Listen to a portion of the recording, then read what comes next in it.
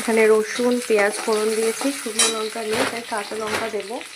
কাঁচা লঙ্কা দিয়ে হাফ পেঁয়াজ দিয়েছি, রসুন দিয়েছি, কলমি শাক ভাজা করবো। এই কড়াটার আমি মাজি, কিন্তু এটা হোটেলের কড়া মনে হচ্ছে, তাই হোক আমি মেজেছি ভালো করে, আমার হয়তো অত জোর নেই। আর এই যে যাচ্ছে কলমি শাক।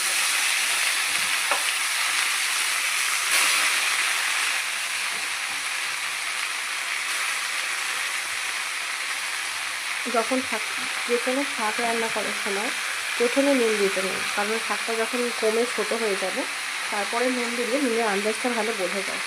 আমি আগে কী করতাম, রান্না করার মানে কোনো কিছু দিয়েই আগে নুন দিয়ে দিতাম, তাহলে এখন আর সেটা করি না, যেহেতু অনেক দিন হয়ে গেছে আমি রান্না করছি,